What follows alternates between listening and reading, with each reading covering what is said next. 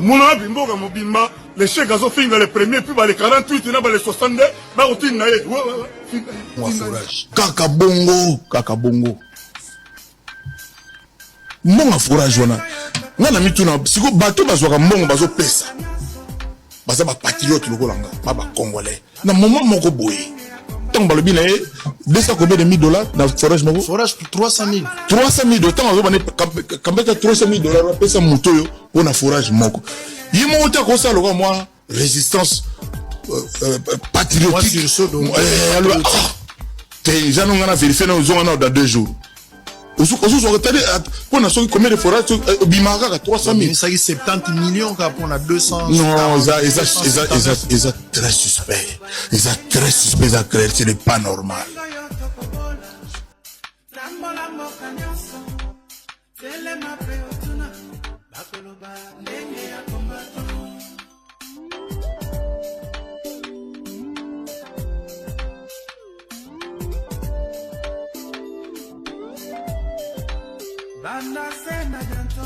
Kenai Abidjan pour la Coupe d'Afrique. Moi je suis l'ami des Ivoiriens pour ces gâteaux. Si on a demi-finale, il faut tout coûter en Côte d'Ivoire. Ah, je m'en écoute na papa moi Amina Kofi. Vraiment vous pouvez pas nous laisser gagner. On est quand même chez nous. Vous avez battu Mali. Maintenant vous allez nous faire quoi? Et puis après vous nous battez. Vous allez encore monter à Air Ivoire pour rentrer chez vous. D'accord, Sony. C'est des léopards. Pour pas que le bête en Abidjan tout gagner Côte d'Ivoire, il faut tout côté en avion, il y a pas Ivoire. Les bus tout dans Air Congo. Ou bien Congo Air. J'espère que le ministre des Transports pour un ballon au Bunda Bitumba. Jean-Pierre Bemba. N'a pas problème à combat battuté. J'espère que Mouto Batien par exemple le transport. À Bunda Bitumba. Congo n'a pas sonné. Taba Rwanda ne basala rebiso ironie. Rwanda ya kasiko na Congo alors que bayoka auto lo bagasir ba. Siko to sani to manomataka na Rwanda be to manomataka te. Elo ne c'est bien Congo na ko ba milliardaire ba na mboko ba to ba millions. Bali. Elo ne bien ba so mata 10 avions moko boye dans un premier temps. Ils ont mawa au désistant. Na yebite ke makama sela sénateur ya bongo. Ngana okaka benga bango ba honorable.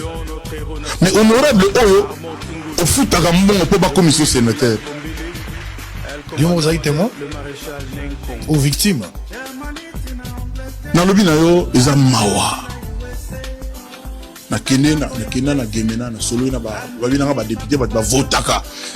Ba député provinciaux. On a la différence entre désigner, choisir, n'a que voter. Scrutin, c'est le moussous. Mais ils ont rendu à bongoté. C'est-à-dire, ils ont cotéri, c'est-à-dire, parti, ils ont imposé, c'est-à-dire, na komi kuna na solo na bateau, na baba na ne la que. Na solo da ba on a le bien, voilà, na comme sénateur pour na boy. Or, bateau, mi va voter, bon, bana, bon, a besoin de le battre. Donc, souvent, na bambon, on a bon, puis bana, ba parti. Mais ce n'est pas digne de notre pays. Congo na état, toi, l'île, ba sénateur faut pas voter bon pinyana sénateur ya gemena bato gemena nde ba voter sénateur ya katakokombe bata katakokombe ba voter bango ako changer la constitution parce que après ba so ben honorable ozo mona pe ko honorable alors que futa kimbongo alors que ba désigner qui yo ça résultat de corruption. Non, le président est mort, Tomboka qui a le béquille aux sanction. Mais ils continuent dans mon cas, ce n'est pas normal. Ce n'est pas, et puis, il cumul de mandats à un niveau. C'est-à-dire, Moutako, ça n'a 10 mandats. Azan Maïla Ndengini, Atangay Highlander, Nakokate. Namboka le la Congo, ça dit, Batbazo Tangat, Banaba, Tamsouba, comment va vigile.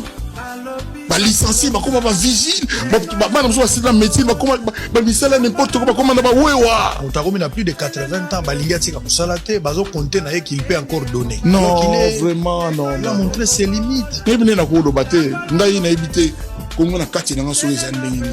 On a zo mino sincère quoi. Isa na ebité. Moko la ko la biso mama yi moko Banzele ezate bambouteillage donc j'étais en tout cas na table na ba 3 quarts bamboka mokilo non na mona moto ko mona te ya omoni bato muso ba komo lo ba kabila zonga na yo ah bon le kabila zalaki korumi alaki te problème ya nini oui aux fiancés aux mariés te na lobby Batouana. Yo ça le roi soit ni sanga pour on ebi keza yote. Ngana lobby que aux fiancés, aux mariés. Tenangina tout le monde question dans la communauté. Babe nini pona yo kanti que moi si nanga zazoba que famille baba zoba depuis 18 ans. Je dis bien 18 ans. Moi la banga zana na mobali mo bokara bon. Fiancé à 18 ans. Donc voilà. Mais pour aux divorcés, t'es-il non? Il y avait un peu ça, difficulté. Parce que moi, sinon, on aurait été à un mariage religieux, à la couvent, à 18 ans, ils ont garanti, beaucoup cohabiter ensemble. Obi que fiançailles, ils ont simple promesse qui n'oblige pas à contracter d'aller en mariage. Alors, obi que ngana mona mariage religieux à Fachi Beton, maman Denise. Maintenant, on a doute que c'est sa femme légitime. Voilà. Atala que na oya parcourir ba o to moni soit penya solo yango wana ya wana ba élément constitutif ni ekota ka po bala ko na conclusion c'est les belé bizarre parce que ba o moni mobali liboso a oluna na mga mwasi na plastique na esthétique na ba forme na tout ça mais c'est pas ça le plus important c'est ce qu'il y a dans l'être humain, le cœur de l'homme ou de la femme. C'est ce qui est le plus. Il y a un moment où on a qui après on a se tromper il y a landega oingenga wana mais na kati mutagi zalaki banani bientôt moninga ninga boye lelo bana tongoti butu babenga bébé nana obengo bébé moi sinangai abenga bébé avant ba obenga bébé te le sang le patron bon dem super obenga te jarka olia jarka aucun sans combo mais l'olia pesa que tout le monde le comment bébé on olia sigo ah bébé on bima sosu c'est dit moi eloko wana na éviter Kofi Olomide ozali moto eso moni ebele oza moto parcourir vie ndenge yo moko lobia wa généralement biso mibali to kana parcours mingi ya mulai koleka ya mwasi ya moke ba exception za eloko lobinga na comprendre ngo pe nazo apuya ngo eza logique mais na nyonso yo moni nini ya sika balakisi oyo monaka te poko ma héros parce que non na moni héros koloka boite papa izala kaka te eloko sika nde moto elekaka eloko kala ozo pe na eloko kala mais eloko wana ya pena na valeur makasi et bien sozo comprendre au moni ba par exemple na domaine ya bilamba ba marque bimi ba jeune belé ba Jacquemus bani mais so tali ba vieux le roi ba Louis Vuitton ba Hermès on est à le roi ba institution et le roi Kofi ko lo ba oyo lingi mais pour toi au sala ba nzembele ka ba aspirine ba somalien ba SOS ba nino Kofi mbeza moi passi ba Henrique tout ça donc je n'ai pas dit que je n'ai jamais été heureux avant mais moi babilo moi miki parce que mon dit l'amour c'est dans les détails la bandeli l'amour c'est dans les détails voilà na moi babilo ka miki moi ba touche miki au moni elo mususu pe mutaye ba ka te elo wana ezalaka kenet par exemple tata lo wanga ba benga ka o bébé oh non ça fait du bien ça fait du bien donc bien avant tika la ko benga bébé te ah on a fouiller ya ko luka ah mais faut na fouiller ouais lelo nazo vivre au quotidien bébé na chéri olingini ba bengoni bébé na chéri bébé na chéri en tout cas bébé quand ba benga nga au bébé ouais au divorcé quand bon na outil déjà pour divorcer mais la prononcer déjà divorce oui va prononcer ah bon mais oui mais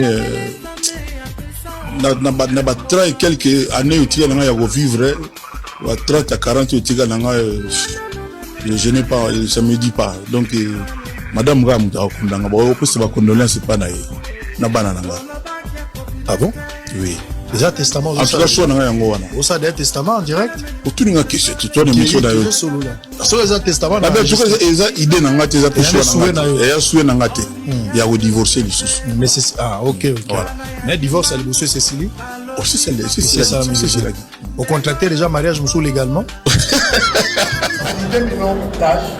beaucoup ka engagé la peuplée beaucoup ka kufuta bango pe na ndenge de donc voilà la process que Monsieur le Président et comment vous allez avoir à tourner likambo ya salaire à ba député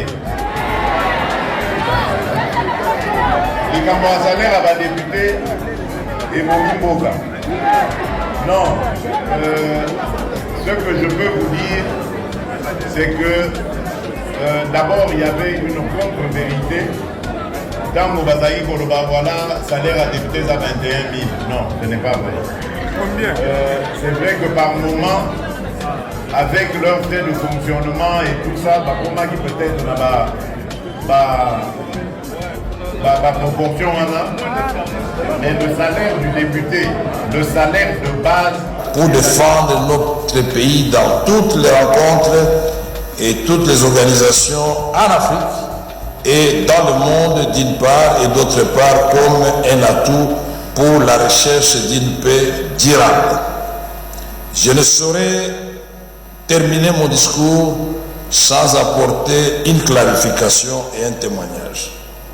Clarification, les députés qui ont travaillé, puisque nous avons le devoir de transparence. Leur salaire peut être vérifié par tout le monde et je mets quiconque au défi de prouver que les députés gagnent 21 000 $. Cette chanson doit disparaître car aujourd'hui, les députés, tout avantage confondu à 14 millions de francs congolais. Et le chef de division a près de 5 millions de francs congolais. Nous avons dit que nous allons restreindre la tension salariale. Je voudrais dire que je ne pouvais pas terminer mon discours sans apporter une clarification et un témoignage. Clarification.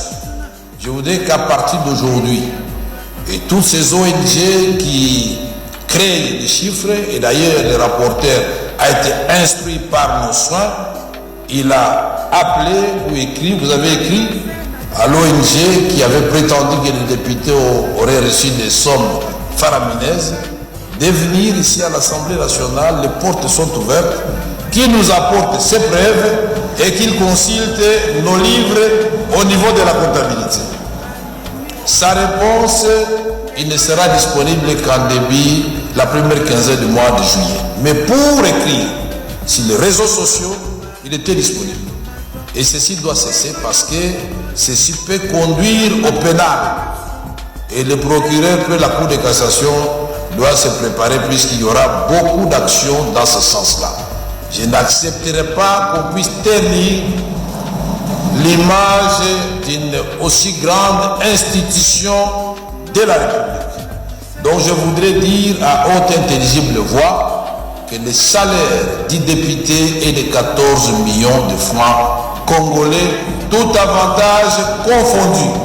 Aller dans les banques, ça se passe au niveau de la banque, et alors cessez d'inventer des histoires. Je voudrais vous remercier, vous, honorables députés, d'avoir accepté que votre salaire qui était rejeté par la population soit divisé par deux. Et là, c'est un geste de patriotisme, vous devez vous applaudir. Je vous ai dit que sans sacrifice, nous ne ferons rien. Madame la Première ministre, nous tenons à vous rassurer qu'on ne va pas vous demander une augmentation des salaires des députés. C'est ma parole. Pendant tous ces exercices budgétaires, nous serons ensemble, comme vous l'avez souhaité. Nous allons échanger sur des questions essentiellement qui touchent le bien-être du peuple congolais. L'accomplissement de votre programme pour que notre pays finalement recouvre sa place naturelle qui est celle des locomotives du décollage de l'Afrique subsaharienne et son rôle dans le monde à ce moment du réchauffement climatique. Le Congo a des solutions au monde et le Congo doit être respecté, protégé et les Congolais avec la République démocratique du Congo. Je vous remercie. Ainsi, nous clôturons la session de mars de l'Assemblée nationale. À nous revoir très prochainement.